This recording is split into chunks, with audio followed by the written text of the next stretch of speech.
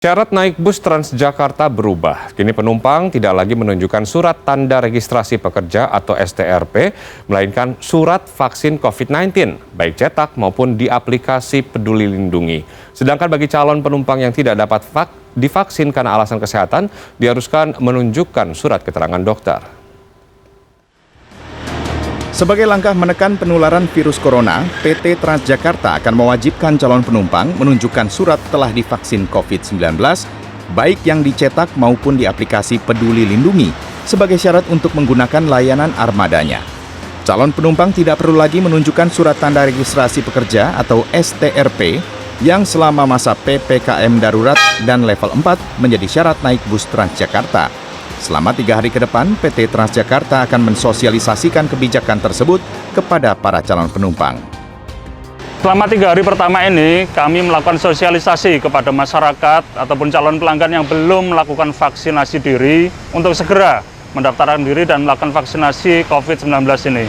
Dengan demikian, masyarakat bisa menggunakan layanan Transjakarta, ikut berpartisipasi mencegah penularan virus atau wabah COVID-19 ini dan sekaligus mentaati peraturan yang ditetapkan oleh pemerintah.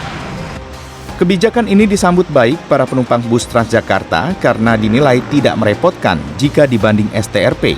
Bagi calon penumpang yang tidak dapat divaksin COVID-19 karena faktor kesehatan, tetap dapat menggunakan layanan bus Transjakarta dengan cara menunjukkan surat keterangan dokter. Menurut aku sih setuju ya pakai sertifikat vaksin, soalnya lebih mudah juga.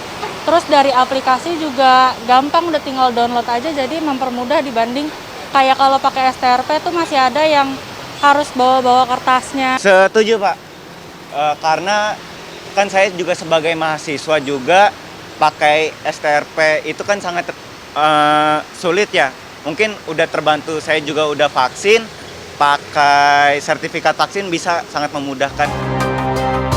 Selama penerapan PPKM level 4, armada bus Transjakarta beroperasi mulai pukul 5 pagi hingga 8.30 malam.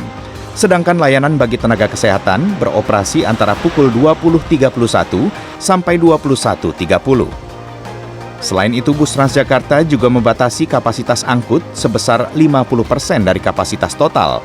Dengan ketentuan maksimal jumlah penumpang 60 orang untuk bus gandeng, 30 orang untuk bus single, 15 orang untuk bus medium, dan 4 orang untuk bus mikro. Edi Dwi, Nabil Haris, Jakarta.